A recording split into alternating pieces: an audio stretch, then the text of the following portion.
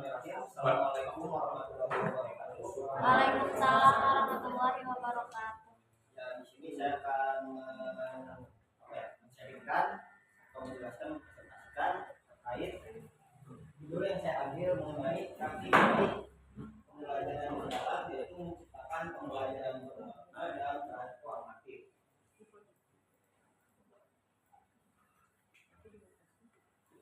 Nah, dalam kasusnya ya, kan saya itu di sekolah menempuh pembelajaran PJOK, di mana pembelajaran PJOK ini yang saya amati dari misalnya pembelajaran SD, SMP sampai SMA itu adanya hanya pengulangan materi, permainan bola besar, bola kecil, selanjutnya diulang-ulang terus dari jenjang SMP, SD, SMP, SMA.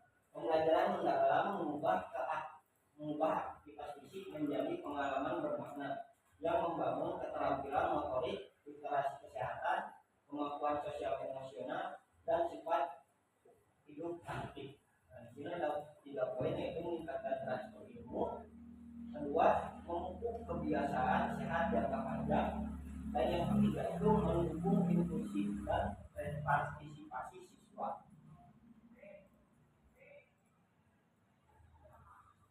Situasi yang saya ambil yaitu pelajaran sering bersifat aktivitas berulang tanpa konteks pembelajaran. Nah, seperti saya ambil kasus di SD, itu pembelajaran PJOK biasanya guru itu hanya tidak menyajikan materi yang relevan atau yang kontekstual. Pada kenyataannya perlu perubahan materi tersebut atau transformasi, adanya penyeimbangan antara materi dan keterampilannya. Terus waktu terbatas dan fasilitas tidak merata. Dan yang ketiga itu kurangnya penilaian autentik yang mengukur proses dan pemikiran. Nah, biasanya penilaian itu hanya mengukur hasil dan hasilnya saja. Tapi dalam PJOK itu kita tidak hanya perlu mengukur hasil, tapi juga proses, dan prosesnya pula perlu dinilai. Terus diperlakukan pergeseran dari yang sekedar latihan saja atau melaksanakan kegiatan olahraga saja itu ke pembelajaran bermakna yang mengaitkan aktivitas fisik dengan pengetahuan, strategi, dan refleksi. Nah, tantangan yang diambil itu keterbatasan sumber daya prasarana yang mempengaruhi variasi praktik. Dan kenapa sih keterbatasan sumber daya itu jadi salah satunya? Nah, karena di setiap sekolah ya belum tentu itu sarana prasarananya tersedia semuanya. Nah, ini menjadi tantangan bagi guru tersebut untuk menciptakan variasi pembelajaran yang menarik yang tentunya disesuaikan dengan sarana prasarana yang ada agar si pembelajaran tetap tersampaikan dan dapat dipelajari oleh siswa. Nah, yang kedua itu waktu yang mempengaruhi sulitnya menggali kompetensi mendalam. Nah, bagaimana sih kita sebagai guru itu untuk bisa menggali dalam waktu, misalnya dikatakan di SMP itu 80 menit materi itu tersampaikan semuanya. Nah, itu menjadi acuan kita dalam di waktu tersebut. Terus motivasi dan partisipasi siswanya.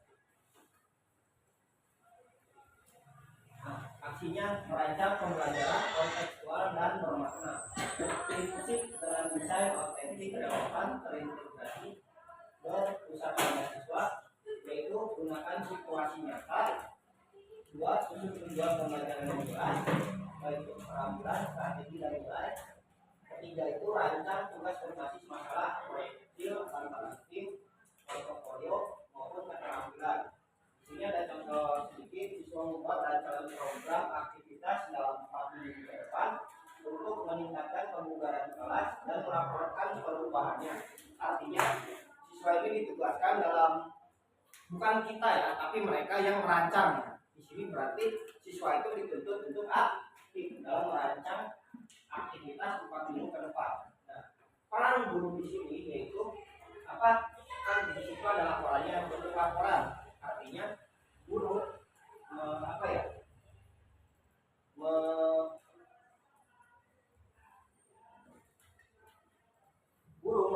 siswa bagaimana terkait program seminggunya berjalan apa tidak, terus keempat minggunya seperti apa. Nah, itu ya untuk yang contohnya.